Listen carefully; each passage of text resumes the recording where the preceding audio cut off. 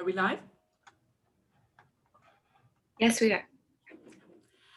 Good morning, Excellencies, colleagues. Good evening, good afternoon for those joining from different time zones. My name's Sarah Cliff. I'm the Director of the Centre on International Cooperation, which hosts the Pathfinders Multi-Stakeholder platform for peace, justice and inclusion. It's our great pleasure to welcome you to this event co-sponsored with the Open Government Partnership. We're meeting today and tomorrow to look at successes, challenges, and how we can raise the level of ambition in fighting corruption in the year of the first UN General Assembly session on this subject. But more importantly than this, we're meeting at a time when the world is really clamoring for change. The UN 75 survey and consultation process showed that corruption was among the key priorities for people around the world. 41% of people polled in developing countries felt that corruption would be worse by 2045. Only 18% thought it would be better. And while COVID-19 pushed issues like corruption off the world's greatest concerns for a while in 2020, when everyone was more preoccupied with the pandemic, it is now coming back. In Ipsos's bi-monthly poll on what worries the world, for example, financial and political corruption increased in importance in January 2021 and now stands above crime and healthcare as a preoccupation for the people of the world. Corruption also impedes the achievement of COVID-19 recovery, restoration of the hope of the SDG vision, and the achievement of economic and social rights. Higher corruption impedes access to food, housing, and healthcare, and correlates with higher maternal mortality. These are all very good reasons why the UN 75 declaration affirmed the impact of corruption on inequality and weakening trust in institutions. 2021 has multiple opportunities to showcase commitments and push for ambition against corruption. We have the FACTI panel report recently launched on February 25th, the OECD Integrity Forum in March, the UNGASS itself in June, G7 meeting also in June, the HLPF in July, of course, the UN General Assembly session in September, the G20 meetings in October under the Italian presidency, and the 2021 Open Government Partnership Summit in Seoul from December 13th to 17th. The question I think before us is, can we use this calendar to raise to the level of ambition people around the world want to see, not a series of talk shops, but to push for real action?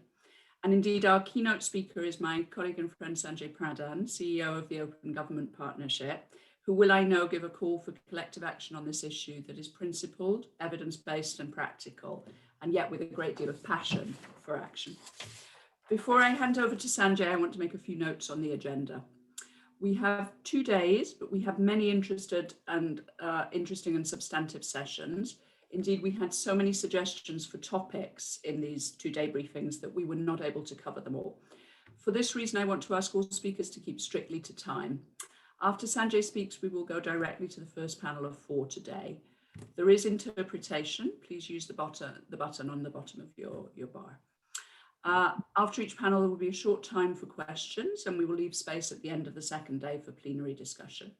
Participants can either post their questions in the Q&A option below so that moderators ask the question on their behalf, or request to be given the floor, stating their name and affiliation. And with that, Sanjay, it's my pleasure to hand over to you to frame the current moment we are in and the challenges and opportunities we face. Thanks so much, Sarah, and huge thanks to Pathfinders for organizing this important event. Excellencies, friends, we meet in extraordinary times.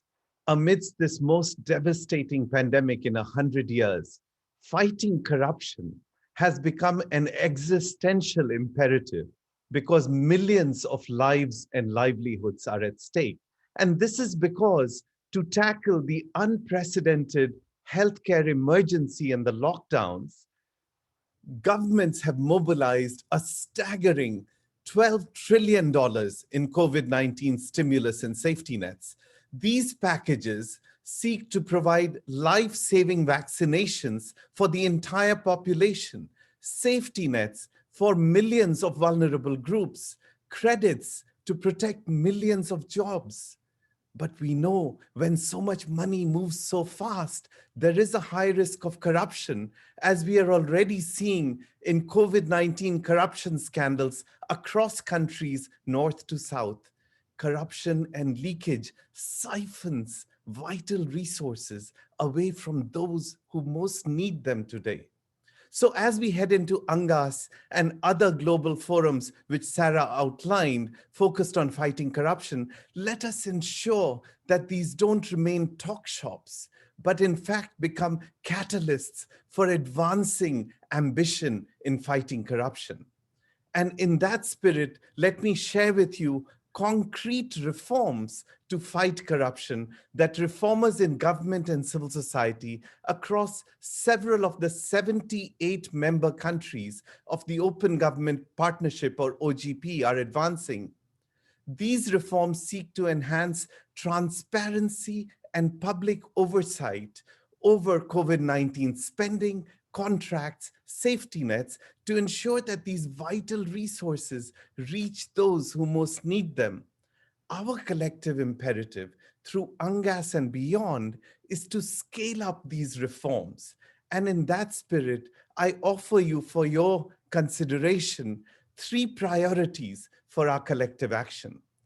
Our first collective priority must be to openly disclose budgetary spending and empower citizens to follow the money to ensure it reaches the intended beneficiaries. In Kaduna, Nigeria, when an audit revealed that a health clinic promised to the citizens paid by the budget only existed on paper, the budget director disclosed the geolocation of publicly funded projects through a mobile app which citizens use to upload photos and feedback, which goes directly to the governor's office and the state legislature for corrective action. This has resulted in a record completion of health clinics and roads. Now, applying a similar approach to COVID-19, Paraguay's Mapa Inversiones and South Africa's Vulekamali platform similarly disclose COVID-19 spending and engage citizens for feedback and oversight. In South Africa and the Philippines, reformers in government and civil society are also using this approach to tackle inequality in income, gender, and race, which has been laid bare by the pandemic, by engaging and empowering marginalized communities, women, vulnerable groups for their feedback.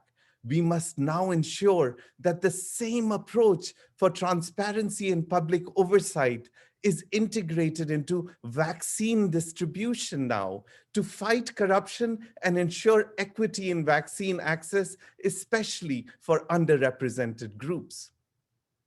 Our second collective priority must be to fight grand corruption through transparency in contracts and company ownership.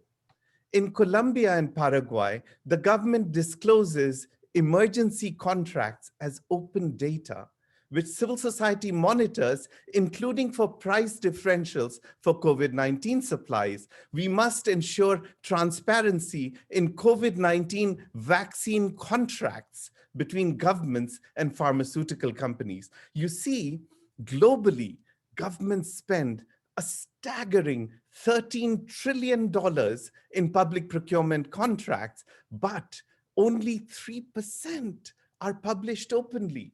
When Ukraine disclosed all contracts as open data and empowered citizens to report violations, 82% of the private sector reported reduced corruption. There was a 50% increase in new companies bidding for contracts because of the level playing field. The government reported saving $1 billion.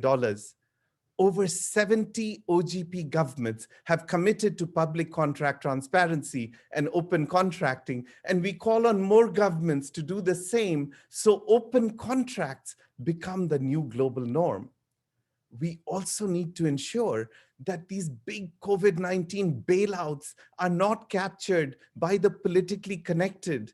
We call on all stakeholders to enhance transparency in lobbying, as in Chile and Ireland, and in company ownership, as in UK and Slovakia, over 30 OGP governments have committed to beneficial ownership transparency, and we call on more countries to do the same. You see, tackling illicit financial flows and money laundering will indeed require stronger global collective action. Our third collective priority must be to protect citizens' basic ability to freely speak, associate, and assemble so they can monitor and report on corruption. But several governments have used the pandemic to expand state surveillance and further restrict civil liberties. We call on governments to roll these back and instead ensure that legislative frameworks such as whistleblower protection sustain independent monitoring.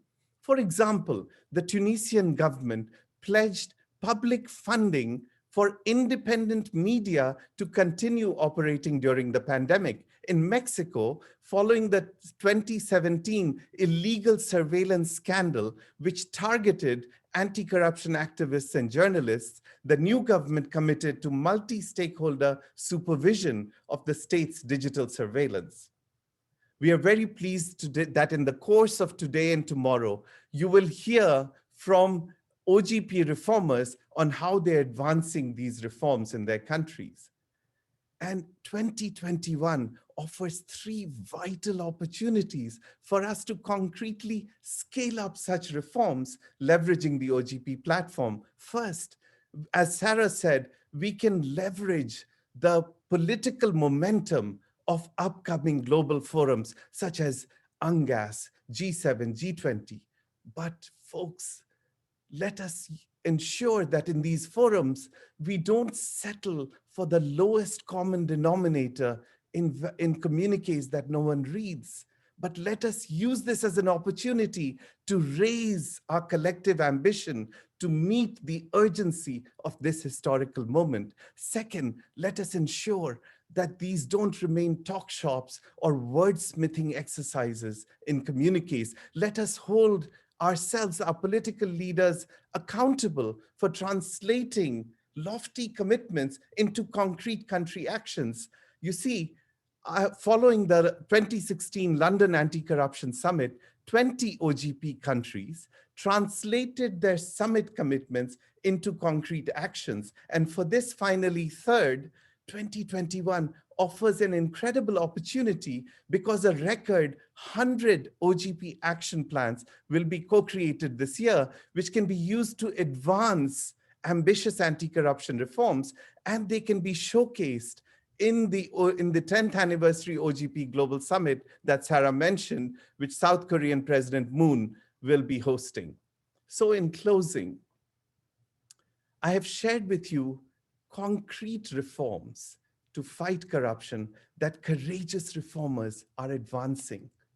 Let us leverage this pivotal UNGASS opportunity to raise the bar for our collective ambition. And importantly, let us raise the bar for concrete country-level action to follow. Amidst this pandemic, and as we build back better, this is our collective, societal, economic, and moral imperative, because it can indeed save millions of lives and livelihoods. Thank you very much. Back to you, Sarah. Thank you so much, Sanjay, for those remarks. I was very struck by your comment about the need to act now during the COVID recovery programs in order not to lose trust. And indeed, I think we saw that after the 2008 financial crisis, there was a major decrease in trust worldwide because the recovery programs were seen to be captured by the wealthy and not to go to the majority of people who had suffered. So it's so important, I think, this year that we avoid that situation. You also highlighted many concrete reforms, and it's my pleasure now to go to our first panel, which will look at reforms related to beneficial ownership. Beneficial ownership, of course, is crucial in giving transparency over company ownership, which allows the monitoring of who is benefiting from contracts, who is benefiting from concessions, and so forth. So it's a very, very practical action, but one that can make a very big difference to to the practice of corruption and our ability to fight it. So it's my pleasure first to hand over to Mr. Alhaji Abubakar, welcome, sir, who will talk about Nigeria's reform efforts on beneficial ownership and why you consider this to be a very important part of reform in your anti-corruption agenda. Mr. Abubakar is the Registrar General, Corporate Affairs Commission for the Government of Nigeria. Over to you. Thank you so much for having me. I'm glad I'm seeing so many faces. I'm seeing Sanjay. Tom is in the background, I'm sure. Hi. Tono also. So thank you for giving me this opportunity to speak on our journey to beneficial ownership disclosure. As you all know, Nigeria had been given commitments, had been given assurances that it was going to implement a publicly available register of beneficial ownership. That commitment was first given by our president during the 2016 Anti-Corruption Summit in London. Unfortunately, we didn't have a legal framework in place that will allow for that mandatory disclosure. So the government immediately set to work, and it coincided with the time when the country was reviewing its Companies and Allied Matters Act. So the bill was reenacted, the Companies and Allied Matters Act was reenacted in 2020. Mr. President assented to the bill precisely on the 7th of August, 2020, and the gazetting process took some time. The final copy of the official gazette was made available to us as the implementing agency in November last year. We have to immediately start work. We have this understanding with the OGP and the World Bank on the multi-donor fund grant that will support the beneficial ownership implementation in Nigeria. But considering the fact that the grant is still not available, we couldn't wait. We have to start an interim work to provide for mandatory disclosure since the 3rd of January this year. So from the 3rd of January, consistent with the requirements of the new Companies and Allied Matters Act, that provides a framework almost similar to the UK concept of persons with significant control. The difference between Nigeria and UK is on the threshold. So anybody that owns 5% of the shares or controls 5% of the voting rights, or has the authority to appoint majority of the directors, or can exact any form of control or influence over the way and manner the company is being managed, or where you have a trust or any other legal arrangement, whether registered or not, such person is required to disclose to the company within 30 days. And the company has to provide the information with the registry to us at the Corporate Affairs Commission within 7 days upon receipt of that information from the individual or the corporate body, that is the PSC. The disclosure has started with the first set of companies that have been registered now. Any company, the law provides that at the point of registration, or whenever the company is filing annual returns, or at any time there is any change in the PSC, that information must be filed in the register. And for companies that are already registered before 2021, the disclosure is supposed to start from the next filing of annual returns. Some of the companies are due to file annual returns in 2021 because of their financial end. So as they file, we publish. But for every company registered between 3rd January, when the new law, the implementation of the new law start, to date, the mandatory disclosure is being enforced. And the information, in line with the OGP principles, the information on beneficial ownership is made publicly available at no cost. So if you go to our website on pre-pre.cac.gov.ng, you can view the information at no cost to you. It tells you the shareholding threshold, or the voting rights threshold of the PSC.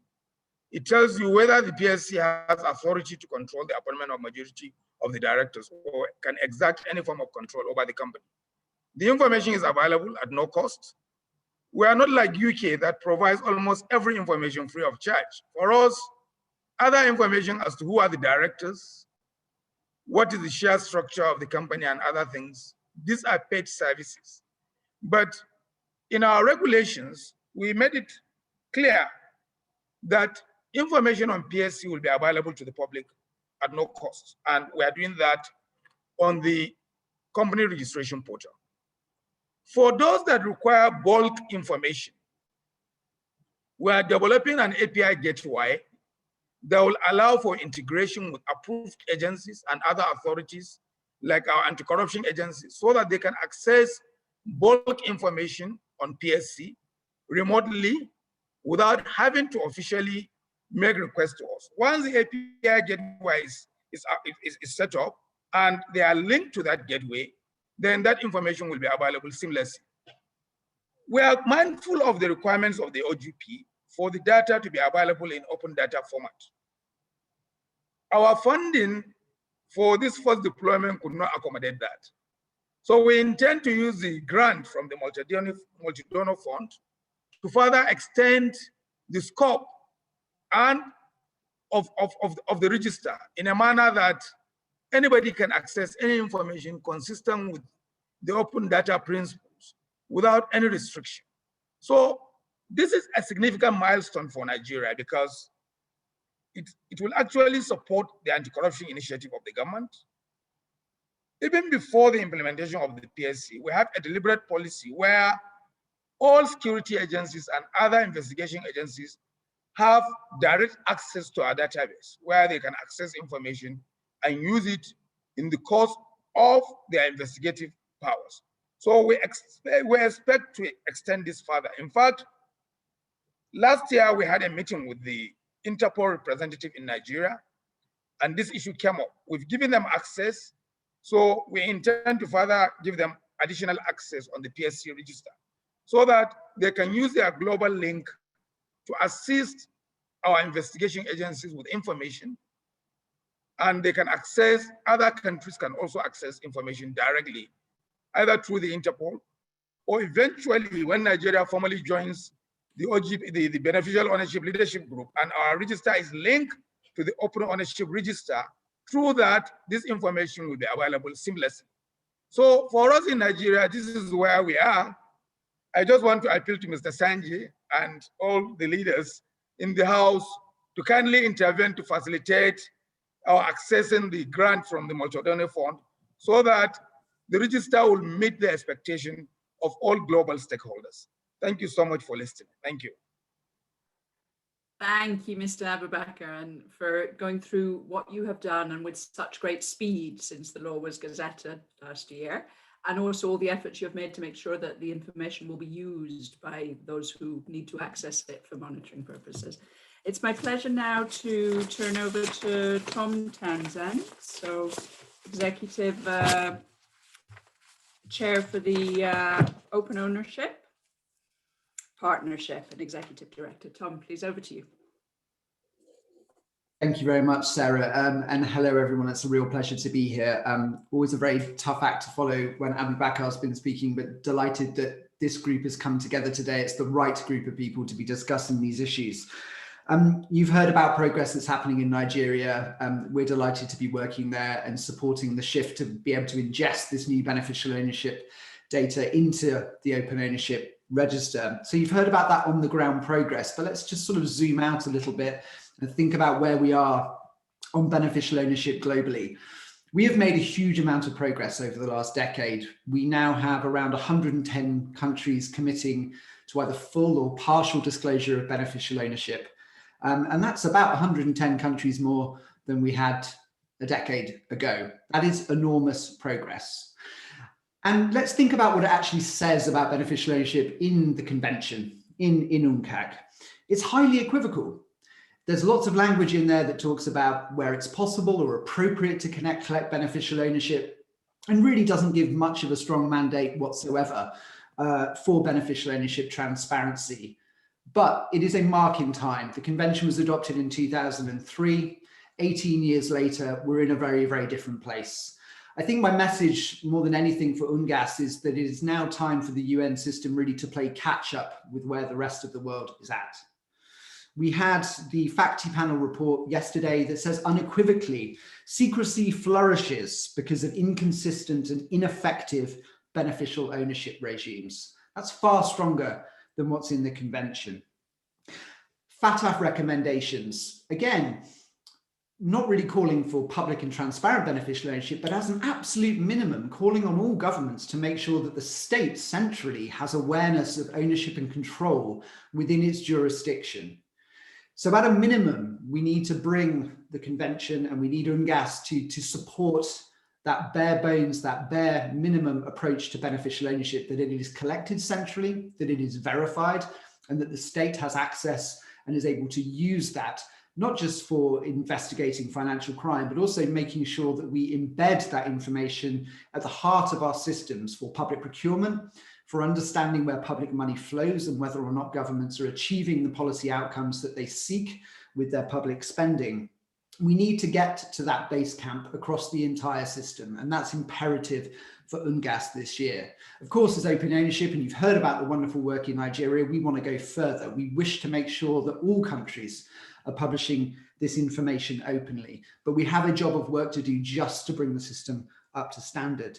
And the world is moving, I think, month by month in the right direction. We had the passage of legislation in the United States just before New Year, in fact. I think it was New Year's Eve that it finally passed, which ensures that at a federal level in the US, there is awareness of company ownership, that companies have to disclose at federal level. There really is no excuse now. The world has moved on. And I think it is for UNGASS to really lay down a marker that the language in the convention of its time in 2003 was the right language, but we are in a different place now. We have to insist that all governments collect beneficial ownership centrally, make it available throughout the system, and ideally publish openly. That has to be the goal. And we're not far away from that. As I say, 110 countries have committed to some form of beneficial ownership disclosure. We are winning this battle. UNGASS is an opportunity to try and put us over the top. I appreciate your time and thank you for listening.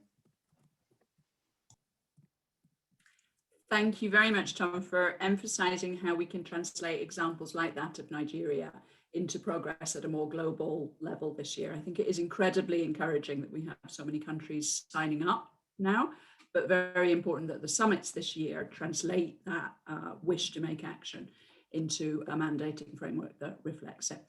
Do we have any questions from the floor? We are a little behind, so if we have urgent questions, I'll take them now. If not, I'll pass over to Karina for the next speakers, and we'll perhaps take questions on both panels at the same time.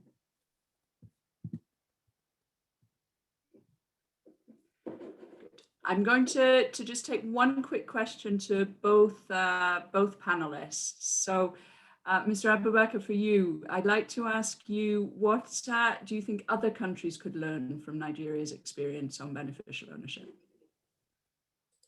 Well, the lesson is to be patient and remain consistent. Don't be distracted by the challenges.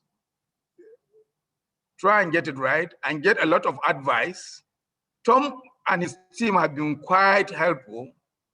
We're still tapping from their experience and technical know-how. So get all the support you can get. Pursue Sanjay to get funding where necessary to support the implementation. So these are the lessons I can tell about this. Thank you. I know those lessons, and you can also see the patience and persistence in the approach. Tom, may I go to you and ask you, in a way, the same question on the collective level? What are the previous examples we have of where collective action on beneficial ownership has worked, and how, and what can we learn from that this year? I think what we've seen from the collective action on this, OGP has been critical at really bringing to life and sharing some of these amazing examples around the world of what happens when you really do take a serious look at your beneficial ownership regime. And Slovakia is a wonderful example of that. All public spending above 100,000 euros, you have to disclose in a highly verified way who the beneficial owners are and receipt of those public funds. So in a kind of a relatively immature reform space of the kind we've been talking about, and like I say, we've come a long way in 10 years. We have to really be talking about how this works on the ground and those practical and real world impacts of them. And they are beginning to emerge thick and fast now. So the collective action in a sort of less mature public reform space, I think, needs to rely very heavily on doing this. And I really hope that UNGASS can be a space where we can share a really, really significantly, rapidly growing amount of those real world examples. And of course, also would support Abu Bakar's ask of Sanjay as well. Thank you, Tom. So I'm going to pass over to my colleague Karina Gerlach, who will moderate the next two sessions. The first of those is on open contracting. So it follows very well from the discussion we've just had. It's really the other side of the coin to beneficial ownership. Karina. Thank you, Sarah. And good morning, everyone. I'm Karina Gerlach, and I'm a senior advisor at CIC.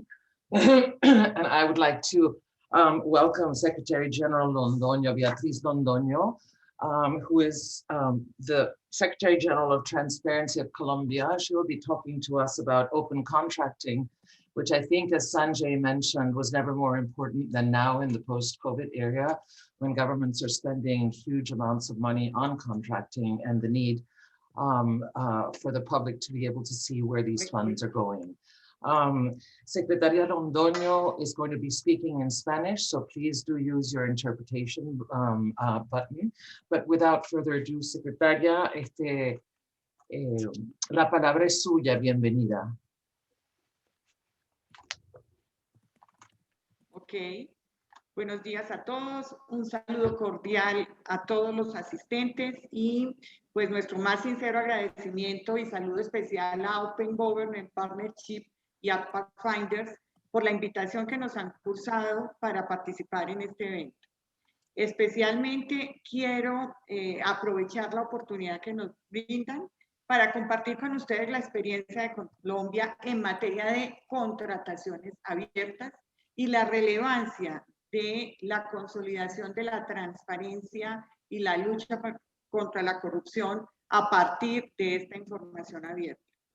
En Colombia, igual que en muchos países del mundo, pues, parte importante del gasto público está representado en comprar bienes y servicios, en ejecutar obras que se hacen todos a través de convenios o contratos públicos en donde se invierten los recursos del Estado. En los últimos años en Colombia hemos impulsado en este gobierno importantes políticas y estrategias para hacer transparente la información contractual, para garantizar el acceso a la información, a los datos abiertos y para consolidar herramientas transaccionales como el Sistema Electrónico de Contratación Pública, SECOP2, para que la celebración y toda la trazabilidad de los contratos de las entidades públicas estén ahí presentados para conocimiento de todas las autoridades y los ciudadanos, teniendo la mayor trazabilidad posible. En Colombia tenemos una agencia rectora, es la agencia que se denomina Colombia Compra Eficiente. Y esta agencia articula con las entidades líderes la política pública de lucha contra la corrupción en materia de contratación. Ahí buscamos entonces que la contratación cumpla principios de transparencia, integridad y legalidad y que se marque en todas las disposiciones y los lineamientos de datos abiertos dados por la Open Contracting Partnership y por la OCDE, además de la regulación colombiana. Con base en esos estándares, en esas recomendaciones internacionales, nuestro país es uno de los que en la región tiene más información disponible al público en materia de contratación. Y eso nos ha permitido que todos los ciudadanos ahora en el tema COVID identifiquemos toda la contratación según nuestro interés e igualmente las autoridades de investigación y control, para nosotros la Procuraduría, la Fiscalía y la Contraloría, puedan haber adelantado investigaciones ágilmente en este tema de contratación para enfrentar esta crisis generada por el COVID. Tenemos entonces, además, botones especiales impulsados por las diferentes entidades. Y quiero resaltar particularmente el portal de datos abiertos de Colombia, datos.gov.co. Ahí se encuentra en formatos disponibles la información sobre contratación que permita el procesamiento automático y descargue de esos datos. Y en esa línea de redoblar esfuerzos para la analítica y la ciencia de datos y que nos permitan anticiparnos, no solamente identificar hechos para iniciar y castigar a los corruptos y condenarlos, sino para identificar datos que nos permitan prevenir y anticiparnos. Contamos desde el gobierno y aquí en la Secretaría de Transparencia con el lanzamiento que hicimos a finales del año pasado del portal anticorrupción de Colombia, PACO. Ese portal reúne en un solo sitio toda la información relevante que un ciudadano pueda tener a disposición para el análisis de la corrupción y la generación de alertas tempranas. Ese portal lo vamos a seguir reforzando. ¿Qué encontramos ahí? Es un tablero de control donde los ciudadanos enlazan a través de ese sitio toda la información contractual y pueden identificar por territorio, por ciudad, por contratista, por objeto, por cuantía, ¿sí? Y además cruzarla con las sanciones que en materia penal, disciplinaria o fiscal ha recibido alguno de esos contratistas o que se han producido en el país en materia de corrupción. Ahora, por ejemplo, ya estamos enlazando sanciones de más autoridades, porque la idea ahí es que ese portal se robustezca mucho más y podamos llegar a posicionarlo como ese punto donde la ciudadanía y las autoridades y todos los organismos de control encuentren la información para consolidar y además un punto de entrega de información o de preocupación para la ciudadanía que podamos recibir y articular para su investigación y para los controles en cada una de las entidades para evitar ese riesgo de corrupción. En ese portal PACO, entonces, va acompañado además de otra serie de leyes que ha aprobado el gobierno. Y ahí queremos resaltar una muy especial en materia de contratación y de datos abiertos. La ley 2022 del año 2020. Esa ley obliga a todas las entidades públicas que contraten a adoptar unos documentos que denominamos pliegos tipo. Son unos documentos con unas características homogéneas y uniformes en toda la contratación, con los que buscamos evitar una desafortunada práctica que se estaba presentando y era la realización de unas exigencias contractuales que solo podían ser cumplidas por determinados proponentes o determinados ciudadanos en razón a la característica o a las experiencias que presentaban. Los llamamos coloquialmente. Señora secretaria, perdóneme, pero tenemos que acortar porque no nos va a alcanzar el tiempo. Sea tan interesante su intervención. Me perdona, ¿sí? Ok, no hay lío. Si puede resumir en un minutico lo que tiene todavía que decir, gracias. Ok, resumo, completamos con el cuarto plan nacional de Estado abierto que acabamos de co-crear en Colombia, que busca desarrollar la estrategia de transparencia y sobre todo la transparencia en el ciclo presupuestal y en la ejecución de todos los recursos públicos. Y en materia de COVID, pues hemos expedido una serie de lineamientos para los funcionarios del Estado y diseñado manuales de contratación mínimos que deben aplicar esos funcionarios para mayor transparencia y activado sitios web. Y por último, quiero resaltar el proyecto de ley 341-2020, proyecto de ley que trabajamos desde el máximo órgano de lucha contra la corrupción y transparencia en el país, liderado por el presidente, que es la Comisión Nacional de Moralización, un proyecto de ley que contiene, entre otras, obligaciones para mejorar las condiciones de transparencia, las consecuencias para los contratistas que incumplen, para los contratistas que no finalizan las obras y las condiciones que deben llevar sus contabilidades, por ejemplo, para mayor transparencia y trazabilidad. Ahí cierro y les agradezco entonces su atención. Muchísimas gracias. Thank you so much, Secretaria Londoño, for that fantastic example that Colombia is giving to the region and to the world on this issue. I understand that we have the DPR of Afghanistan, Ambassador Naimi, who would like to speak and will have to leave. So if you don't mind, Gavin, I will give Ambassador Naimi the floor, sir. Please make your intervention, and if we're running behind time, so if I could ask you to be brief, thank you. Ambassador?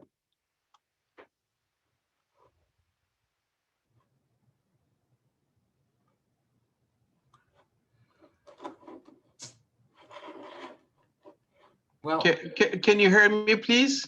Yes, now we can hear you, sir. Okay, Yes. okay. Thank you very much, Madam Moderator, for giving me the floor. We are really eager to hear other colleagues and other dignities, particularly on this very important issue, and we would like to share our comments and experience on this very important issue.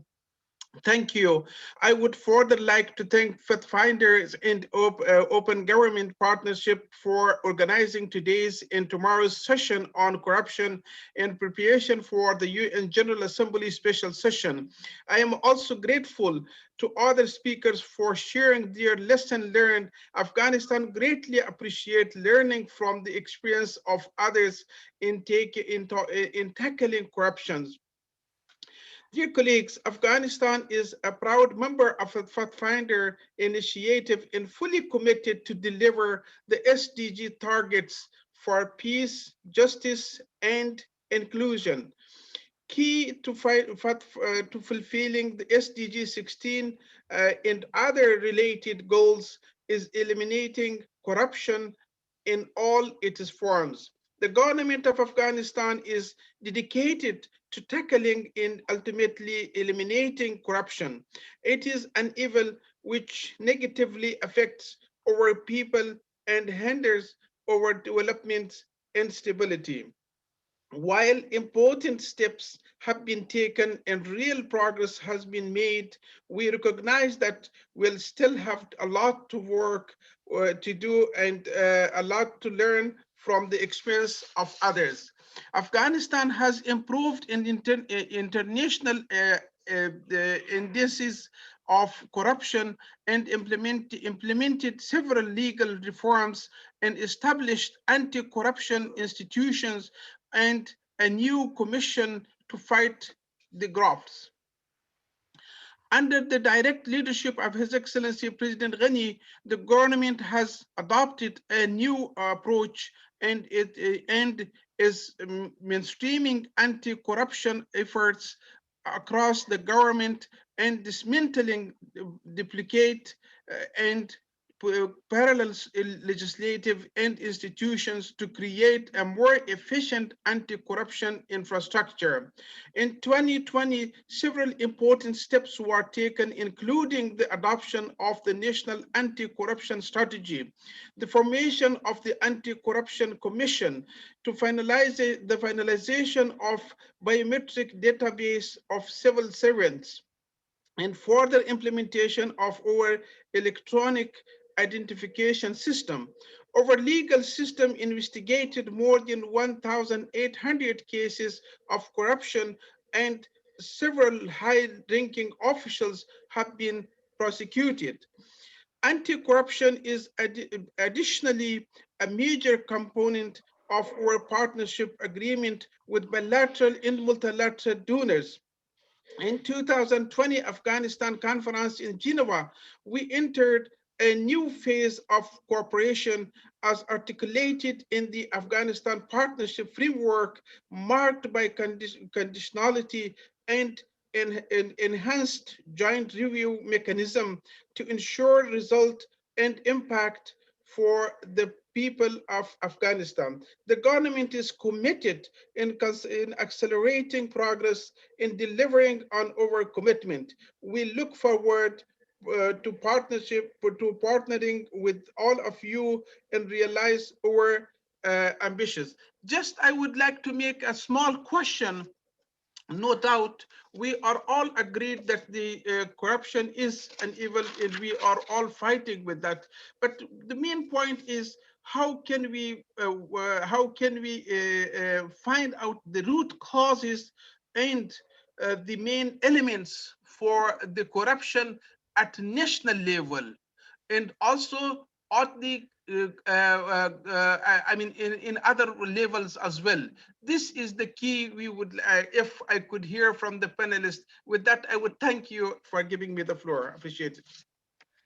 Thank you, Ambassador. Thank you. And I'm sure that your question will be answered during the exchanges that we'll be having today.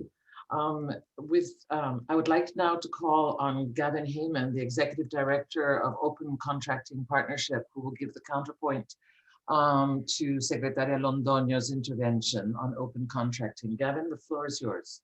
Wonderful. Well, thank you for having me. And let me also thank Beatrice for such an inspiring start, and also attempt to answer the ambassador's question on key things to tackle corruption locally. And I would say public procurement really matters. It is government's #1 corruption risk. It's where the money and the power and discretion really collide in government. Sanjay said that effectively we're talking about $13 trillion worth of spending every year. That's a stack of dollar bills all the way to the moon and back again. And there's evidence that shows, for example, from the OECD Anti-Bribery Convention, about 60% of bribes are paid to win public contracts. And as we all know, public procurement's been even more risky recently as we look at the pandemic. Governments have been turning to emergency procedures and sole sourcing to deal with both the supply and the demand shocks from the pandemic. And that's led to a wave of additional corruption, cronyism, and fraud. And we know that's not only sort of stalled the response, it's actually directly threatened lives. If people have, for example, inadequate personal protective equipment, they're going to catch disease and get sick. And we've actually seen some mad stories, things like the Raspberry Farm that actually won a multi-million-dollar contract to deliver intensive care unit ventilators, or dirty soda bottles being passed off as test tubes. So this stuff really matters. At the OCP, the Open Contracting Partnership, we pride ourselves on being a kind of silo-busting collaboration across government, business, and civil society, and we work in over 30 countries really to kind of open up and transform that procurement.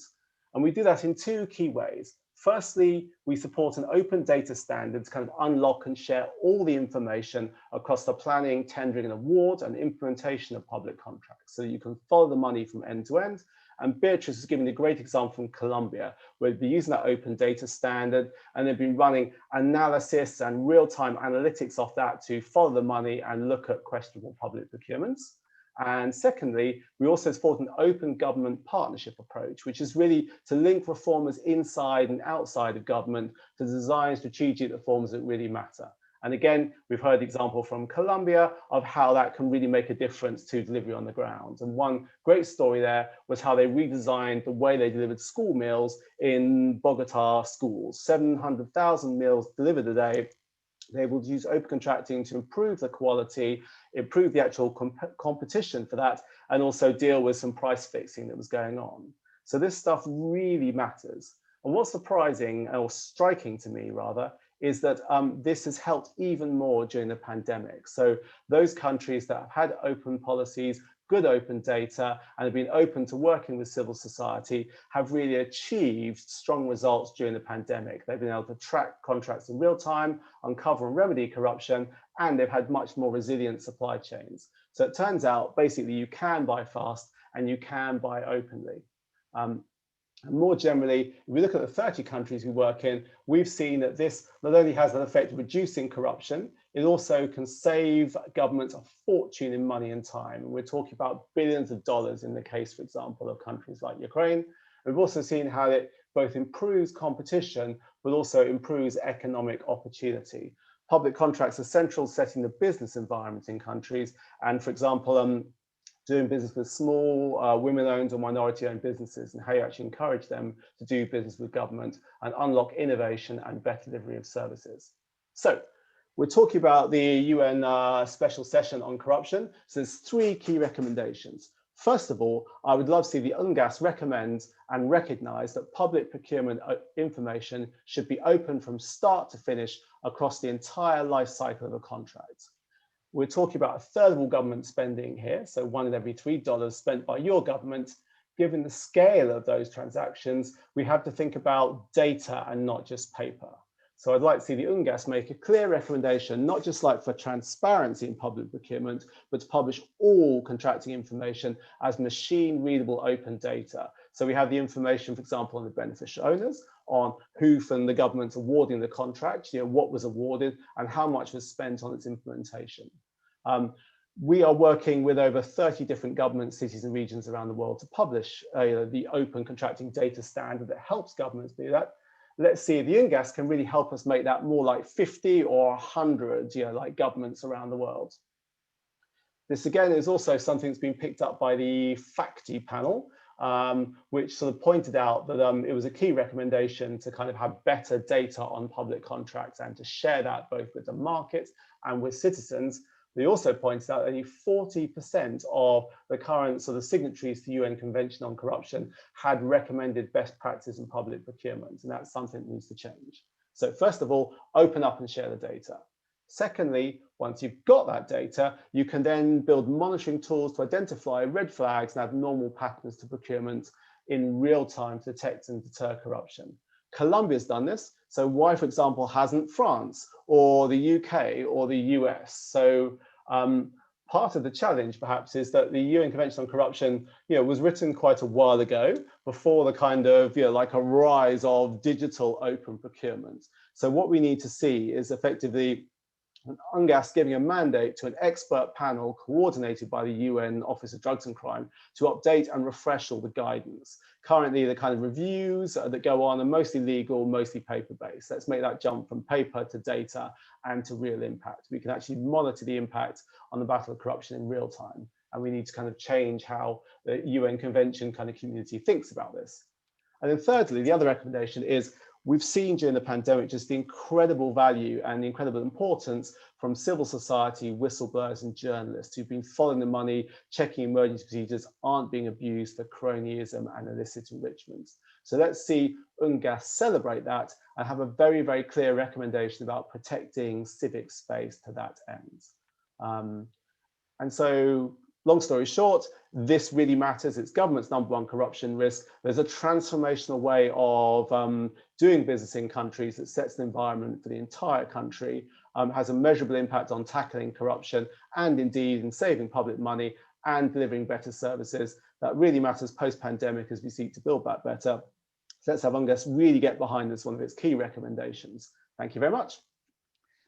Thank you, Gavin, for pointing out the magnitude of the problem, but also some very possible solutions that that the international community should be working towards. Also, for once again highlighting Colombia's wonderful track record and maybe example.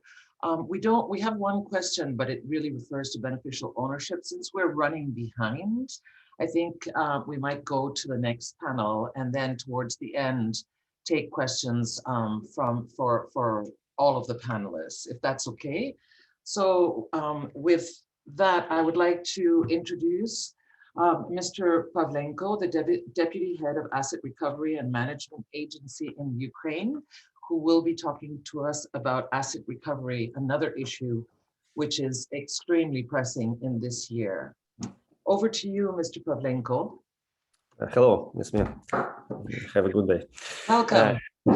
Ladies and gentlemen, first, we are thankful to Open Government Partnership for the opportunity to share our experience in the field of asset finding and management, as well as to raise internationally the challenges we have encountered in making progress on anti-corruption. The Ukrainian Asset Recovery and Management Agency, ARMA, has been created a few years ago. However, like any other anti-corruption body, the agency is constantly faced with resistance and opposition in its work, including fake news and accusations.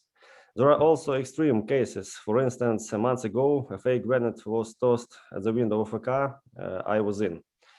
All this is happening while there is a competition between two different views on the legislation about ARMA. The main question is whether ARMA can sell assets on its discretion or not. What are the problems with asset sales? Our law provides the agency with discretion on how to manage an asset. The first option is to sell it, and the second option is to transfer it to a business for management. However, today, the agency's right to sell seized assets is blocked by negative court practice, which the agency is challenging in the Grand Chamber of the Supreme Court. At the same time, some politicians are trying to deprive the agency of this right due to changes in legislation. We believe that this threatens the agency's institutional capacity and contradicts the purpose for which it was created. In our opinion, the court cannot decide how the agency will manage the assets. Neither the court nor prosecutor have the specific knowledge and tools to determine exactly how assets need to be managed. It is the agency's staff, guided by clear criteria and expertise, who must determine the specific method of asset management. Notably, all other agencies in Europe have discretion. They can independently decide how to manage assets, which includes selling property. We stand for this position before the Grand Chamber of Supreme Court. Everyone has to do their job. The court decides whether there are reasonable grounds to seize the asset and transfer it to the agency. However, the agency itself, having the appropriate expertise, must decide what to do with the asset next. When the court tries to take over this function, it leads to funny situations. For example, last spring, a court handed over 1,000 disposable medical masks to the agency, stating that masks should be managed by transferring them to business for further management. Can medical masks be managed and then returned? Despite the fact that the answer is fairly obvious, we were not granted the right to sell these masks. And we know how to resolve this problem. We need to change our legislation. Based on our practical experience, we come forward with specific legislative initiatives. The purpose of these changes is to take the next step, resolve the problematic issues of the sale of seized assets, and create conditions for this right to be effectively exercised in practice. In addition, we propose to introduce planning before seizure, making the agency a full-fledged participant in criminal proceedings, to eliminate gaps that prevent the agency from effective asset management, and to provide the agency with the function of storing property, not selling only or managing and storing also.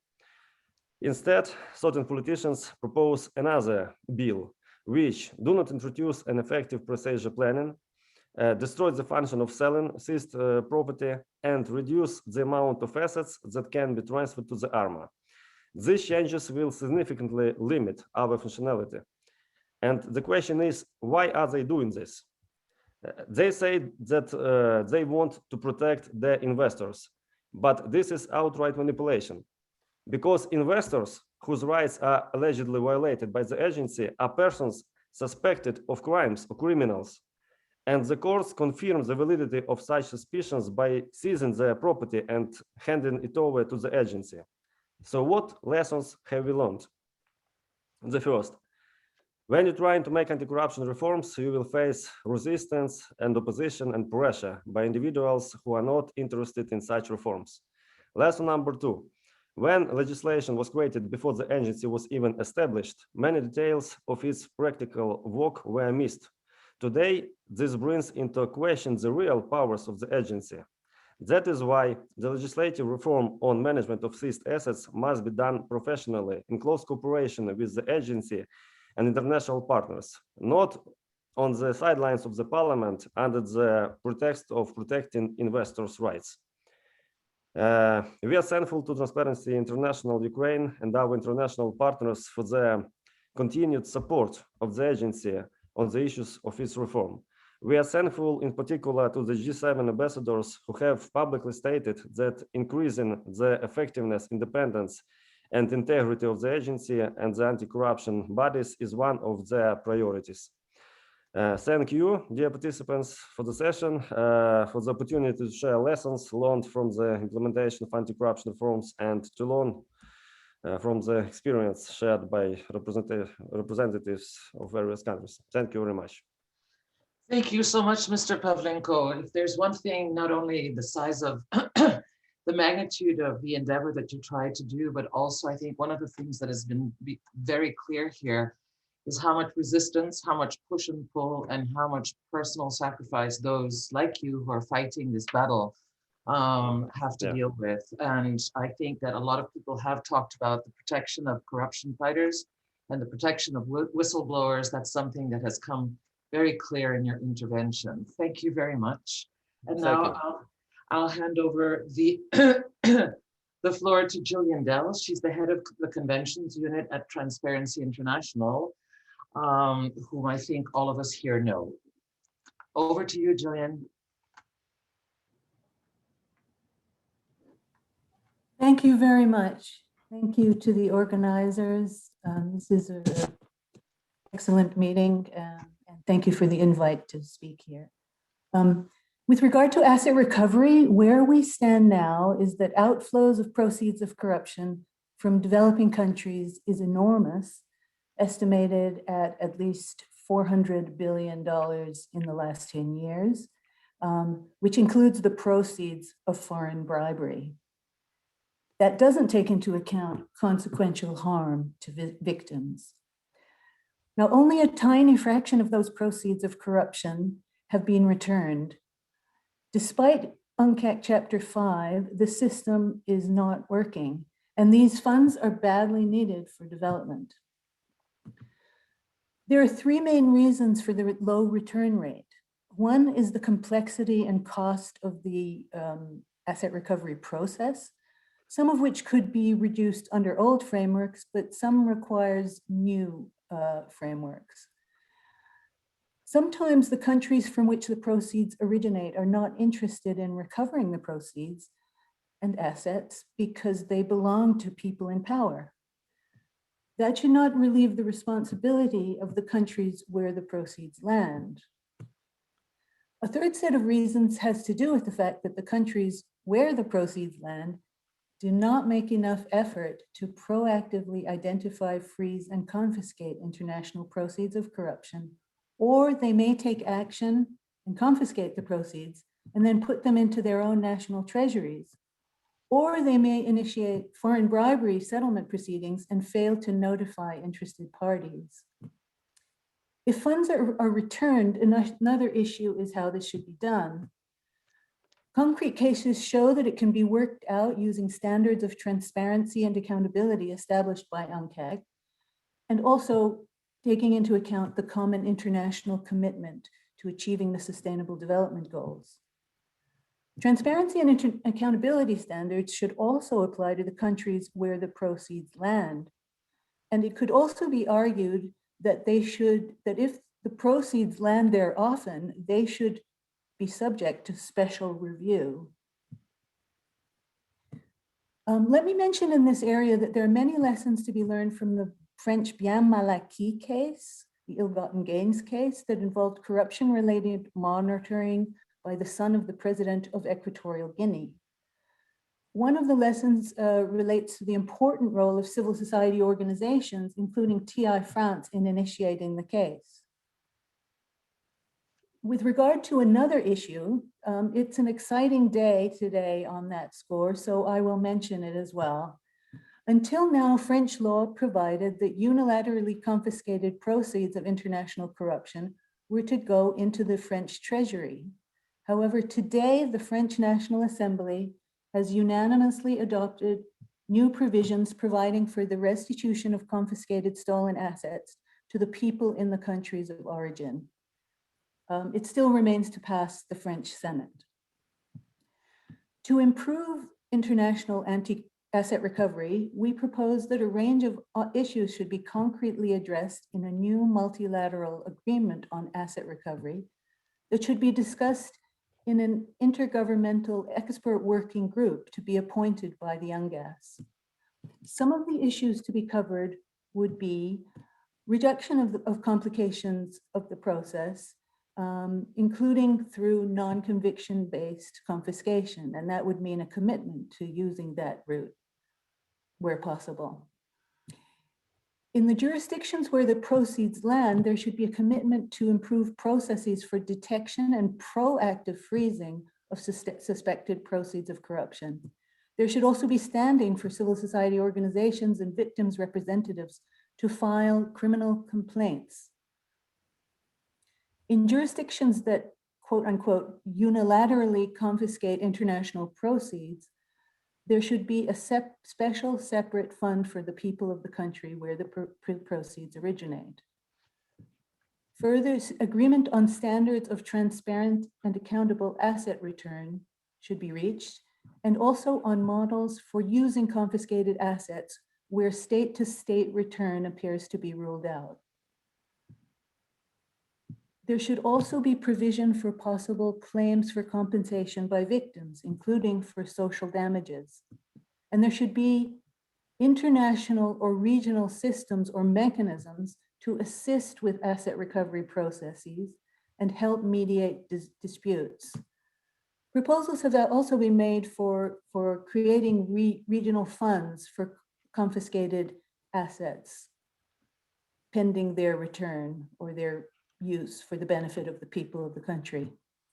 The upshot is that while the UNCAC Conference of States Parties preparing the UNGASS political declaration is in fact discussing and referencing some of the issues I've mentioned, they cannot go beyond generalities to binding commitments, and it is crucial that one outcome of the UNGASS is creation of an intergovernmental expert working group to develop concrete proposals for new agreements and structures. Thanks very much for this opportunity. Thank you very much, Jillian, for highlighting just the magnitude of the problem. I think you said $400 billion, and that's quite a staggering amount of assets that we're talking about. Also, for pointing out the ambition that you have for the negotiations on the political declaration and the establishment of an intergovernmental agreement on asset recovery. If we don't have any questions from the floor, I think this segues very well into, given what you've been asking here, into the intervention that our colleague Alicia Bárcena will be making. But I'll hand over the moderation now to my colleague Sarah Click, who will take the rest of the program forward. Thank you.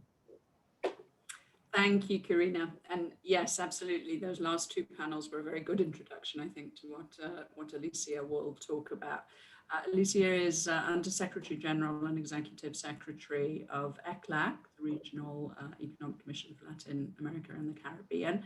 ECLAC has done a great deal of work in the past 10 years, I think it's fair to say, Alicia, on some of the issues that we have talked about today, in particular how areas such as tax evasion and illicit financial flows relate to corruption. So I think this will be a good rounding up of our sessions today to talk about those broader issues. Alicia, over to you. Thank you so much. And I want to express my special thanks to you, Sarah and Karina Gerlach, and of course to greet Sanja Pratkan for the invitation to participate in this very important discussion. As you know, the developing countries are facing liquidity problems and financing for development almost in all cases. So, and debt distress, no question about it. And definitely Latin America and the Caribbean will end up being the most indebted developing country of the world with 80% of regional GDP ratio. So I think this is why it's so urgent to talk about corruption and illicit financial flows, because what we need is really to put the misuse of this funding and the lack of transparency in decision making and impunity to the stand, because it erodes the social contract between citizens and leaders.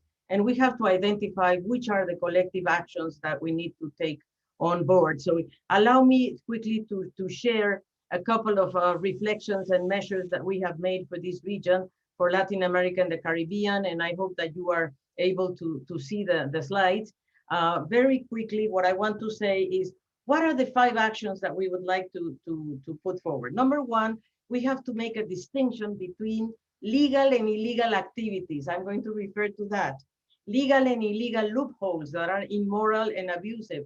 Tax evasion and avoidance and illusion sometimes are legal, and they go through money laundering, for example, trade misinvoicing, underpricing the value of imports and overvalue exports is another way that flows are going out of developing countries, and the transfer of pricing and profit shifting from multinational companies. So these are the issues that I would like to focus very clearly. We need urgent actions to review the legal frameworks and the international cooperation to close the normal and regulatory loopholes and illegal action. And of course, institutional strengthening to disclose public resources, procurement and transparency, and the role of open government. As you know, I am one of the ambassadors of open government, so we are very much on board on that direction to monitor public management. And of course, one of the things that is not the topic of today, but the global asymmetries. I mean, the vaccines have become a source of corruption in our region. The vaccine gate, we call it, Argentina, Ecuador, Peru. I mean, there are considerable problems of the use of and the misuse of vaccines. And of course, climate and financing. But let me quickly pose the problems here. We have the categories, and these categories have been established by UNODC, with whom we are partnering quite a lot. And here is where we have the difference between legal and illegal activities. In some cases, tax avoidance is legal, which is a problem. And then, of course, we have illegal tax avoidance, illegal markets, corruption, etc. So, but we have to act on both, because although it states like legal, they are really abusive and immoral, as I said before. So let me quickly take you through. At global level, illicit financial flows result in a significant drain of resources that require international cooperation. No government alone can really address these things. And the PI panel on international financial accountability clearly states that around 500 to 600 billion corporate tax revenues a year are lost from profit shifting by multinational enterprises. I hope you saw the letter that Joseph Stiglitz and Ocampo sent to Biden yesterday. If not, I can share it with you on this very topic. 7 trillion of private wealth is hidden in haven countries. 10% of the world GDP may be held in offshore financial assets, as we heard before. 20 to 40 billion a year estimates in bribes on procurement, basically on procurement, and 2.7% of global GDP in money laundering by criminals. Tax evasion for us is a major challenge in Latin America and the Caribbean, I would say in the whole of the world. It represents 6.1% of GDP. And it's very harsh and very important to address this. 3.8 comes from income taxes, 2.3% from value-added taxes. We're talking about $325 billion a year. So this is something that we really need to put a stop into this. Because look at this, 6.1% of regional GDP is equivalent to half of the central government social spending. The culture of privilege is reflected in tax evasion and limits the space for social policy. 6.1% of tax avoidance, half of the central government social spending, 3 times the expenditure needed to cover 6 months of all the people who live in poverty, higher than average central government spending. Education, we spend 4% a year average, and health, 2.2. We have to increase this. And the packages of fiscal measures come up to 4.3% in this past 2020. Now, illicit financial flows deriving from trade misinvoicing. This is very important. We have created a methodology to estimate these illicit final flows stemming from trade misinvoicing. And we know that at least for the time we did this methodology and the last estimates we have is $85 billion, which is equivalent to 1.5% of the regional GDP. And this means to underprice imports and to overprice exports. So we have to do something in trade. Now, why is this so important for Latin America and the Caribbean? Because this is the region that has been the hardest hit by COVID-19. We have 8.7% of the world population, and we registered 27.8% of the deaths due to COVID. The contraction has been immense. We have to put digital inclusion to 40 million households. Unemployment is very high, and poverty. Let me show you something. The governments have implemented measures of 263 social measures costing 4.3% of GDP. In fact, the social measures cost 1.5% of GDP, actually. The rest of it goes to companies, to other types of supports. Now, if we haven't done anything, if the governments haven't done nothing, then poverty will be 230 million and extreme poverty 98 million.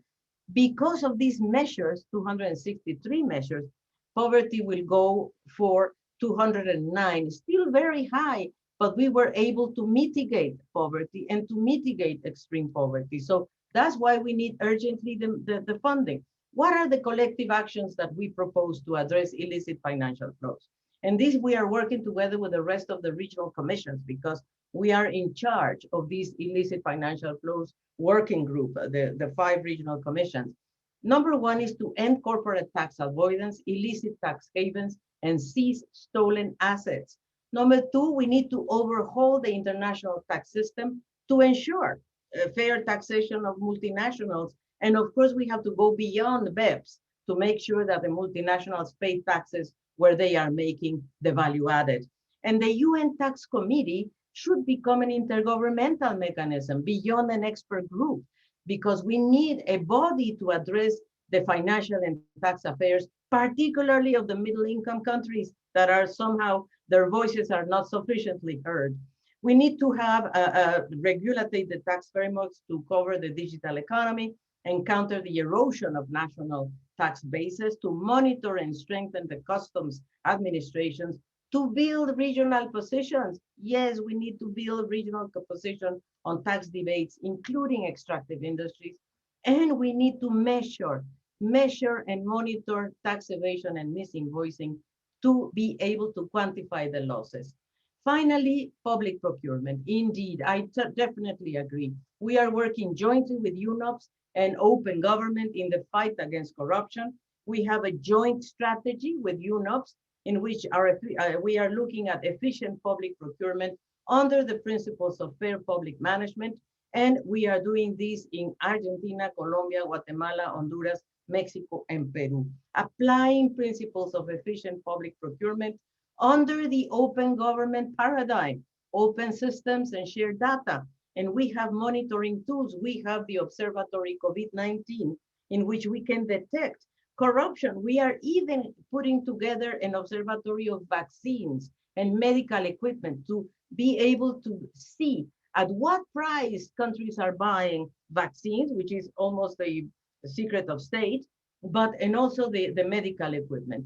And of course, we have a network of national public investment systems that we have together with the IDB and GIZ, in which we have 16 countries of Latin America that are sharing knowledge, good practices, transparent, efficient, and cost-effective public investment and public expenditure. This is my reflections, dear Sarah, dear Karina, over to you. Thank you, Alicia, so much. I was so struck by the figures you gave on what the 6.1% of GDP loss to tax non-compliance is equivalent to. Because I think in how we started this meeting, looking how corruption is a way of abrogating economic and social rights and has a deep effect on development, we really saw that in practical terms in the figures you used, that this is equivalent to almost 3 times the expenditure on health systems in the region, for example. So we imagine what could be done with the recovery of those funds. I also thought it was very important, the if you like, conceptual framework that you put up, looking at illegal and legal activities and their relationship to corrupt flows. And this is something we've been thinking about a little recently. You have, I think, as Alicia very compellingly described, a problem to begin with of tax avoidance, even when this is classified as legal. Because of course, it was not the intention of governments in putting up a framework for the rates of tax that should be paid by different entities, that all of those individuals tried to minimize the tax paid. The idea was that people pay a fair contribution and that everyone pays their share. So in that sense, as I think you said very, very clearly, there is something immoral in tax avoidance, even when in effect it is legal. And it's something which takes away from the development of other citizens in the countries where people are following that tack. But then on tax evasion, there are even closer links. That you have, of course, the possibility that bribes are paid to tax authorities in order to get the possibility of evading tax. You have the possibility that it's the same financial channels that are used for tax evasion that are also used for money laundering or other types of illicit financial flows. So that compounds the problem. So this was really excellent broad presentation to finish with. I'd like to ask if we have any questions for Alicia or for other panelists from the floor, but let us, if we can, start with questions on Alicia's presentation, and then we'll go to broader questions.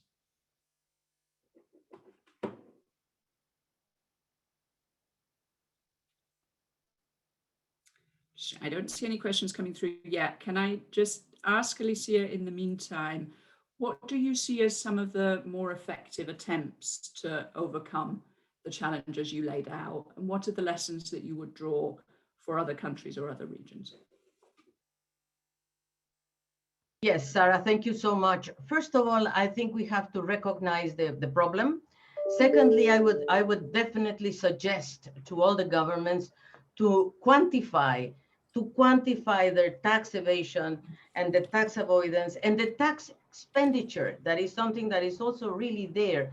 Tax expenditure is the taxes that you give up in a way because you want to protect or give some incentives to companies. So the first thing is to break the statistic silence of tax avoidance of illicit funds and make sure that country by country, you know how much you are losing because of tax avoidance. And then you can, when you have that information, the other part of the fight, I guess, is really to work to bring the panel of experts. We have an excellent panel of experts in the UN. This International Tax Committee is absolutely fantastic, and they are doing a very good job. I believe that this has to become an intergovernmental mechanism. That's my fight. Under ECOSOC, yes, under ECOSOC, but it has to be there, and the World Bank and the IMF and the Bretton Woods in general should participate there. OECD, for example. I have a big discussion with OECD because the BEPS initiative, the base erosion profit shifting, is very good, but is incomplete, is insufficient for developing countries because it takes the taxes back to their countries of jurisdiction. I want taxes be paid where the profits are made. That's the difference. And it also covers extractive industries. And just to end my comments, Sarah, you know that the SG, of course, is calling for several summits. Besides the corruption summit, there's going to be one on extractive industries. And this is very important because one of the sources of illicit funding in Africa is precisely extractive industries. Also in Latin America and the Caribbean, they converted into money laundering. So these are issues that we definitely, but we need to quantify. We need to have a monitoring process. And of course, this is different from public procurement. I mean, we are talking about two different monitoring processes. One is fiscal, and the other one, of course, is public administration. Over to you.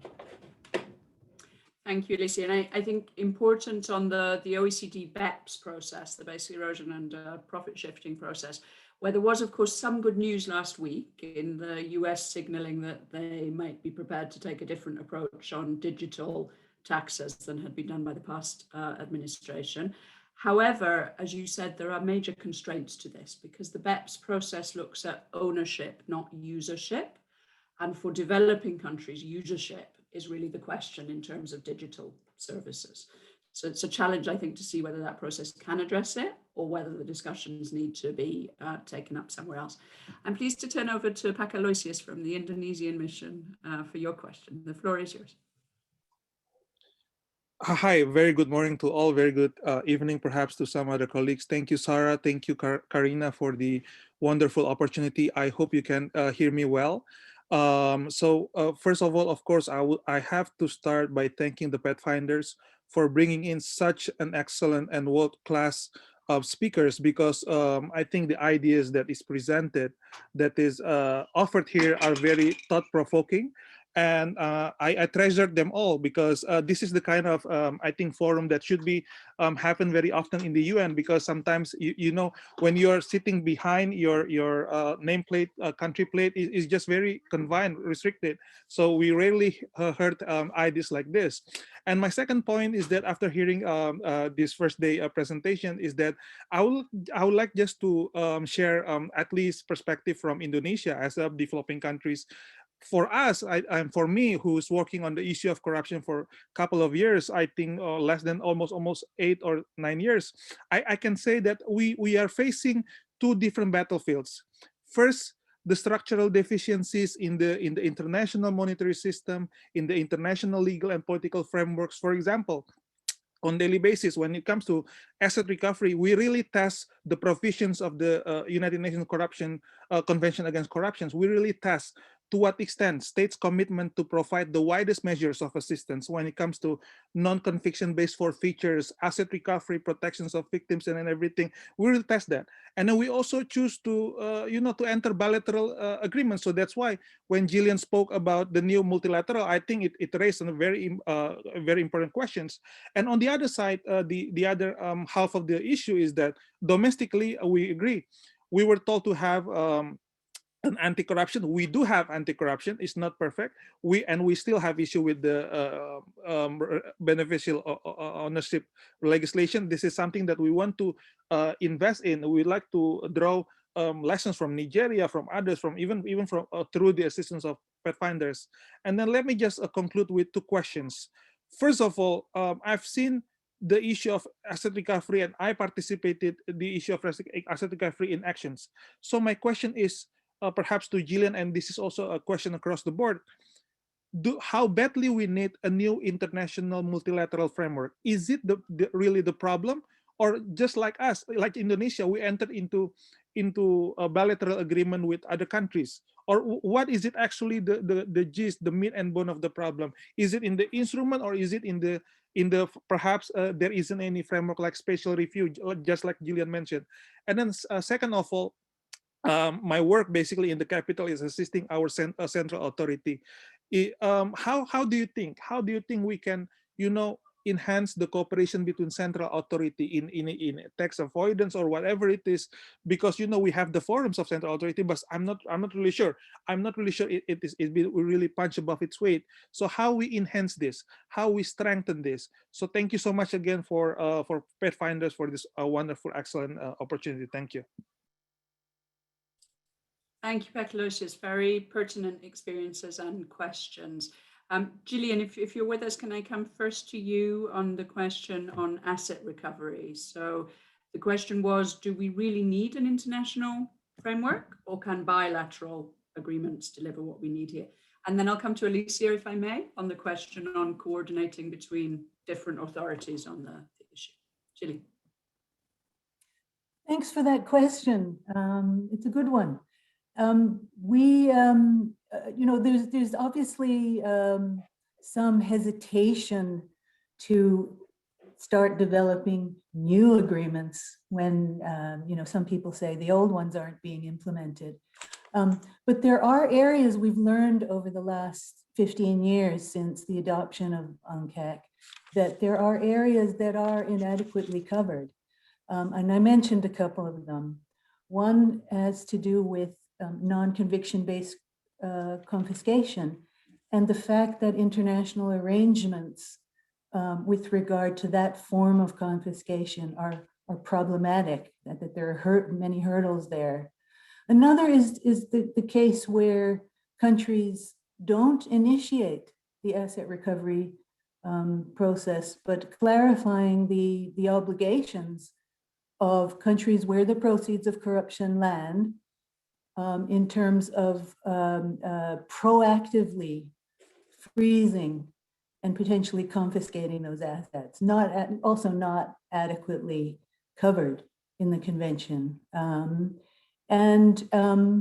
Further, the role of civil society organizations, for example, or victims' representatives in these processes, and the possibility of initiating the processes, and standards for transparency and accountability in the whole process from beginning to end, including in the return process. So, then there's also a very good proposal, and we share that with the faculty panel, that and it was a proposal made in the UNGASS draft that will still be discussed, which is to have some kind of body, both to support processes because they're very complicated. I mean, we have STAR, but something more robust.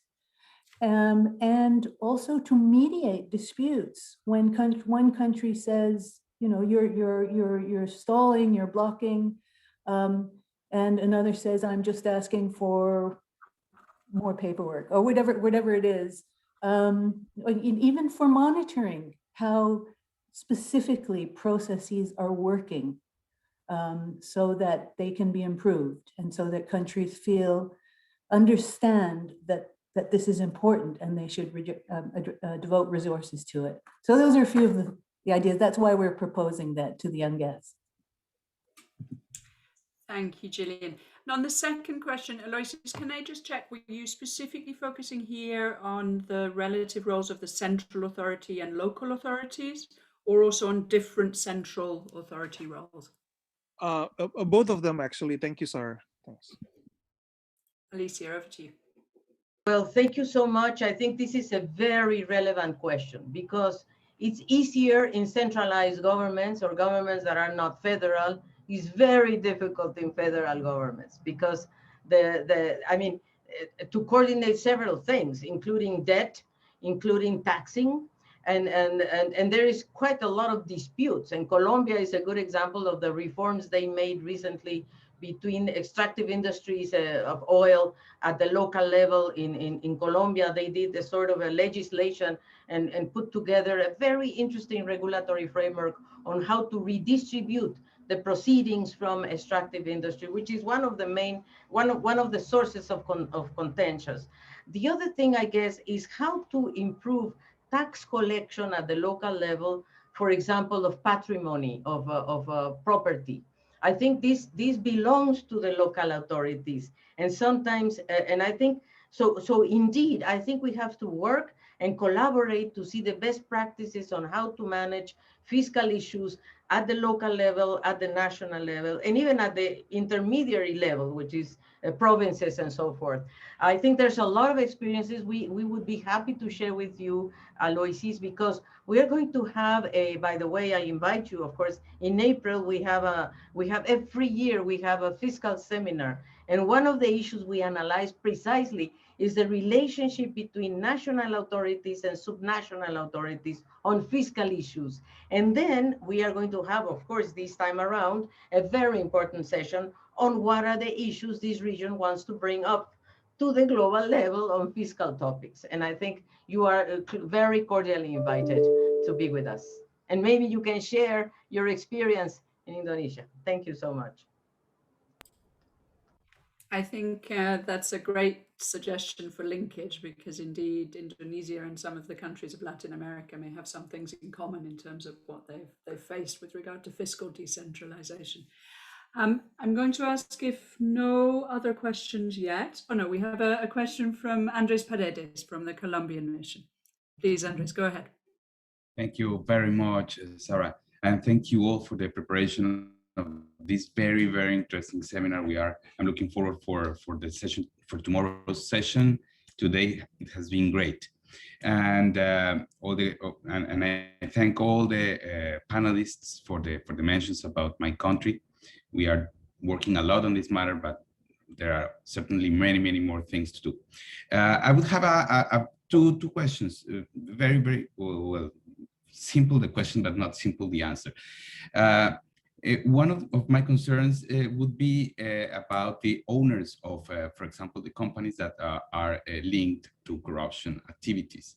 For example, what usually happens is that people creates a company or owns a company, they do something, then the company gets sanctioned, and the governments take action against the company, but the people that is really mixed in the process, they can get free. They get free. They don't have any problem. So how do we deal with this trouble? And the second one would be something similar. The thing is that how do we deal with the process of prosecuting, or not prosecuting, but having real knowledge about the shell companies. There is a business on this matter, so people usually create the shell companies and then they sell these companies. People do whatever they want with the company, and after that we have the same situation that we have in the very first question. So I'd like to know, what do you think about these matters? Thank you, Andres. I think actually these are questions that, in addition to Alicia, possibly Mr. Abubakar and Mr. Pavlenko might wish to comment on. Alicia, I'll hand over to you first, and then Mr. Abubakar, if you want to come in and comment on this, I think your experience will also be very relevant.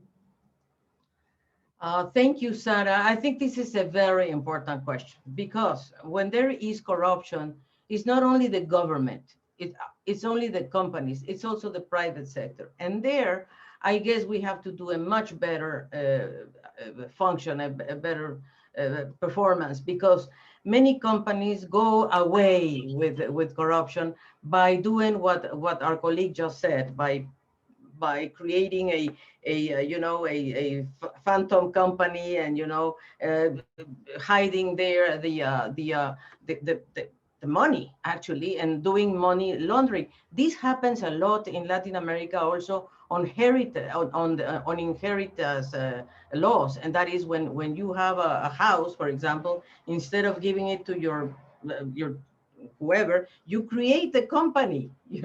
It's incredible, but this is a way of tax elusion and tax avoidance. So it's not only companies, it's also families. But I guess that I think that our governments sometimes are a little bit afraid of the companies, in the sense of they don't want to touch them very much because they are afraid that they might leave with their money. But I don't think this is fair. And that's where international surveillance is so important. And I think here, OECD is doing a very good job. And I have to say that for Colombia is now a member of OECD, and of course, Mexico and Chile. And I think OECD rules of the game are very interesting. And when a country wants to belong to OECD, they have to make sure that they comply, not only governments, but also companies. So I think we need to, I didn't answer concretely, but I guess these are some issues that we have to look into. I think OECD rules and regulations are very interesting on this topic of companies and governments. How do you relate to both of them? Thank you, Alicia. Mr. Abubakar Al-Haji, are you with us? This is very much goes to the questions around beneficial ownership that you addressed earlier on. I wonder if you want to make a comment on this? Or Vladimir, with regard to Ukraine's experience? I think we may have lost connection there, so I'll go to one of the questions that has come in by chat. Is a question on whether there is any measure or global index specifically on the enforcement of anti-corruption mechanisms at a country level. So the questioner says legislation changes and agency creations are very important, but they certainly are ineffective if not enforced. Is there any index of this in addition to the transparency index? So I think that this question will be very familiar to everyone who has worked on this, that we can make commitments in paper. The actual implementation of them is often a very different thing. Is there anyone who would like to comment on this? Helen or Gavin or Gillian? Go ahead, Helen, or I'm happy to do that. You can go back to my seat. Yeah, no, I just want to point out that we produce periodically an exporting corruption report, which measures country enforcement against foreign bribery in leading the OECD convention countries, as well as 4 additional countries that are not parties to the OECD Anti-Bribery Convention, including China. And so that is when, and we do that by looking at, creating categories depending on amount of investigations, charges filed, prosecutions, and cases concluded. So that's one way around, one way to do it. There are certain assumptions that go with it. I think they're valid, which is that there's plenty of foreign bribery going on in all the countries, involving all the players in all the countries.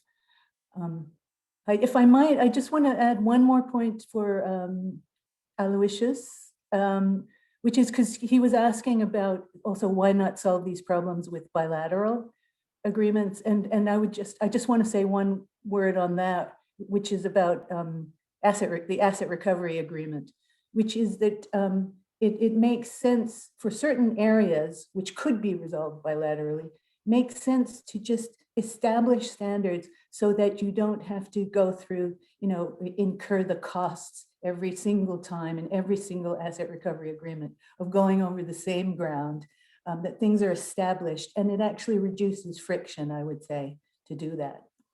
Thanks a lot. Thank you, Gillian. Very useful. Gavin, you just came in with a comment in the chat. Do you want to just speak on this point?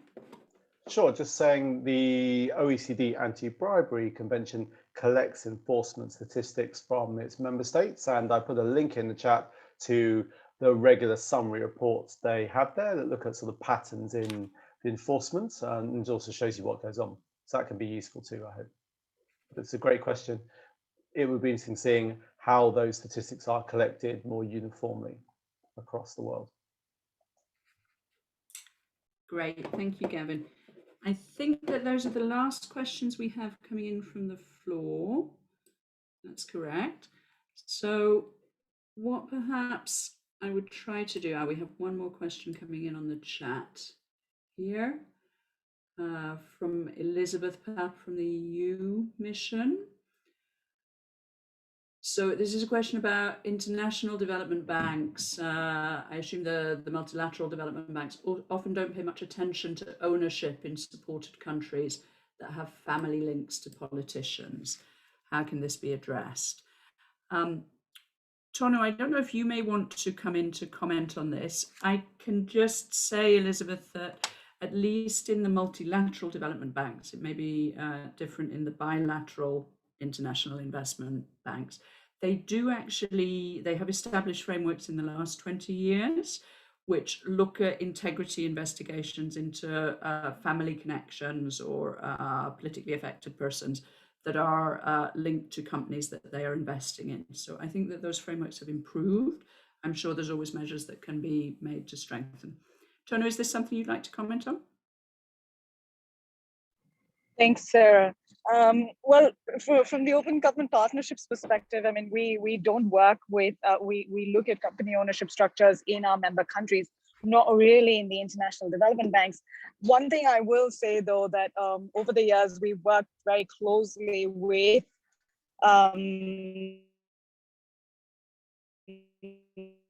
the different multilateral institutions and develop on promoting policy area across member countries that they work with. And of course, this is something that they recognize they also have to do a lot more on themselves. So that conversation has begun, and I am sure this is something that I think as and more and more member countries do advance on this is also going to be a conversation that we'll see more of by international development banks. While I do have the floor, I think one thing I do want to comment on, I do want to sort of go back to the question on the indices bit and looking at enforcement. And I do very much agree with Gillian and Gavin that the OECD convention enforcement data is extremely valuable, and that's something we use, including for the independent reporting mechanism that OGP has, which is sort of the independent reporting mechanism for those of you who do not know the Open Government Partnership, is the independent reporting arm that assesses the completion of commitments made to the under the Open Government Partnership National Action Plans. And so several of the speakers and reformers you heard today are those commitments that they've implemented under the OGP action plans. And in doing so, these independent reports kind of assess how different countries are doing on this. So that is one data source, but we also cross-check across some of these other databases and indices. So for that is also another one you could look at. Thanks, Sarah. Back to you. Thank you, Tonu. So this has been a really wonderful set of questions and roundup discussion. I'd like to, perhaps in the last 10 minutes or so that we have to complete, throw out a couple of conclusions that struck me from today for the discussion tomorrow, basically where we look in more detail at the political process leading up to the UNGASS and what might be achievable. So there were three areas that came through to me very strongly from the discussion today that may relate to the discussions on the political preparations for the UNGASS. The first is on the prospect to make some normative moves forward. And within the normative area, I heard very clearly two possibilities. One is that we look at a deepening of areas that were insufficiently clarified in the UNCAC and the first convention. And I think this related to the points that were made on beneficial ownership, where the references were very weak. And there is, as was put forward by Tom Townsend earlier, a possibility at a minimum to affirm that states find it in their interests to know the ownership of all the companies who are operating on their territory. There's a possibility, of course, to go beyond that and also say that that should be more openly discussed, but that was put forward as a minimum. There was also a question around open contracting of just a very clear, simple normative statement that from start to end of public procurement processes should be information that is made publicly available and is able to be monitored. These, of course, are simple in statement, not always so easy to agree and implement, but I think that they're useful ideas to have put forward. The second category that struck me was on mechanisms. So looking, for instance, at some of the discussion around asset recovery, I thought that the last exchange between Aloysius and Gillian and the exchange on what can be done bilaterally and what really needs multilateral frameworks, or what are the value of multilateral frameworks, is important. And the third, of course, is the question that I know has been debated and I'm sure will be brought up tomorrow, of follow-up mechanisms that help us address some of these issues in a more technical way. So there has been the idea of an intergovernmental expert group to work on some of these questions. I would also say that within the normative area, some of the questions that we discussed in Alicia's presentation, I think relate back to the country presentations that we started this session with. So that this is an area where there are areas of deep technical specialization, but it's also an area where there are very strong linkages across the economy. And some of the linkages between corruption, tax evasion and illicit financial flows, for example, relate to the points on the root causes of high corruption that some of the country speakers mentioned right at the beginning. So that's also a possibility when we move to the preparations over UNGASS. Last thing I think for concluding points for me is that it came out very clearly that this sort of exchange between countries, which I know Open Government Partnership supports a great deal, but can be useful also to connect more to our permanent missions in New York and the work that they are also doing. So I thought from that point of view, it was a very successful exchange. I'd like to not finish there, but to go very quickly around our remaining panelists and ask if they would have something to add to those points. So Alicia, I'll start with you. I'll come to Al-Haji and Vladimir if they're still with us, and otherwise I'll go to Gillian, to Tonu, and we'll close. Alicia, over to you. Thank you so much, Sarah. I think that there is a great opportunity in the summit, in the corruption summit, that we cannot we cannot, I mean, we have to use it and take this opportunity fully. So I would say that a session with the PRs of New York, and we have here Aloysius who can help us there. But I believe that a briefing of these topics that to the PRs in New York would be very important before June. And this, because why New York? Because that's where these discussions are taking place. And of course, the PRs can take a look to see if some of capitals can come in. I say this because I really believe this is useful. We're going to do something like this with the financing for development. We have developed a paper, and we're going to have this presentation to the GRULAC PRs on the 11th of March. But I think this is useful for all the PRs in New York. So let me make that proposal, because the time is of the essence. We don't have a lot of time. So I think I would leave you with that idea.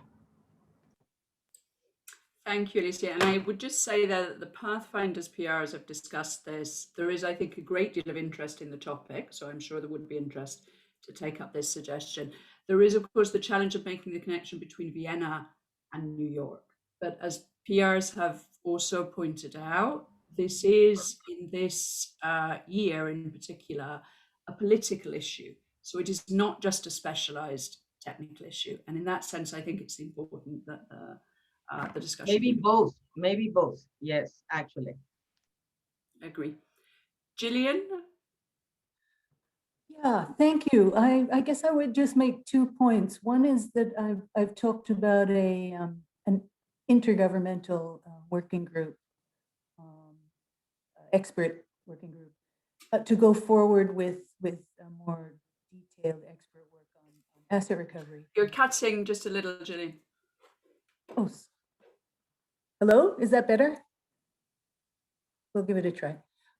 So I've talked about an intergovernmental expert working group to work on technical issues and concrete proposals with regard to asset recovery. But we also do see other gaps in the convention in other areas. One of them mentioned was beneficial ownership transparency.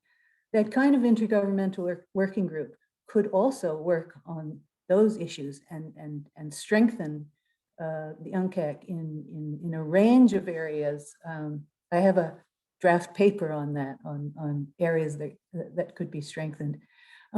We do see that the current structure and processes are just not doing the job. So we need more out of the political declaration than just congratulating all the parties to the UNCAC and welcoming the success of the UNCAC review mechanism.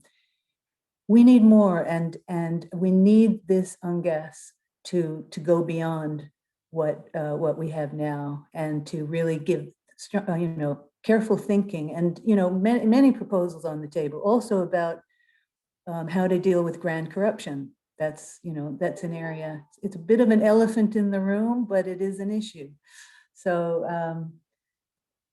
I hope that we can persuade states parties and members of the General Assembly to do more.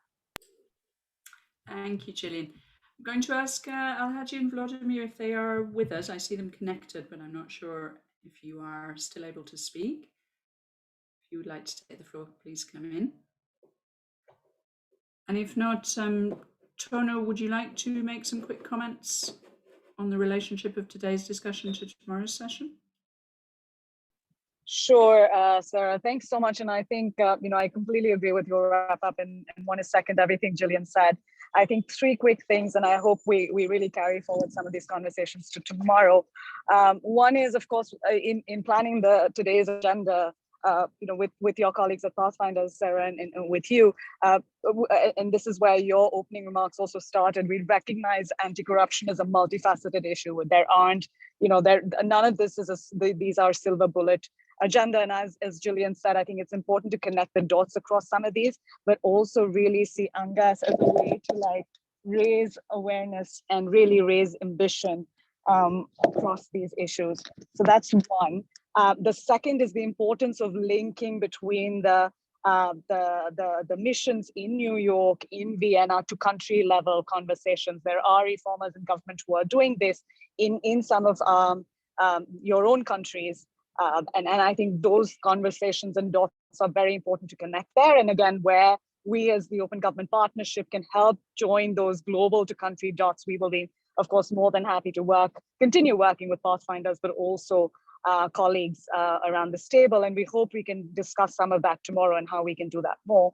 And then finally, I think, picking up from, again, what some of you said, it is really important that the UNGASS, that political declaration is not just ambitious, but also is implemented, because it would be really unfortunate if it's a really nicely worded communique that stays just at the UN, but doesn't really filter down to country level action and doesn't have civil society around the table in thinking about implementation. And I think, again, hopefully some of this would come to the fore tomorrow, including how member states could do this more in the jurisdictions that they work in and across the UN conversations. Thank you, Tony. And I do indeed think that the connection between the country level experiences, both the successes that have been made, so showing that progress is possible, and looking at the challenges and the relationship between the national and the global. How is it that global progress can help national reformers who are trying to address this to make progress in their own environment, that this is very important. So we have some good ideas for follow-up in the discussion tomorrow. My colleague Liv Torres will be introducing and moderating much of the session tomorrow, so she will take over in the morning. But I think we have some absolutely excellent ideas to come back to. The one challenge I think, Liv, that I would put for the session tomorrow, or for part of it, is from the last comments that were made, I think it is very important that we see the UNGASS and the other fora that are taking place this year, because of course it's not only the UNGASS, there's a series of events, but it's very important that we see these take action that is actually implementable and that people around the world see as being visible. So I took, for instance, from the last set of discussions, the great utility perhaps in having a technical working group that works on some of the issues that really need more specialized input.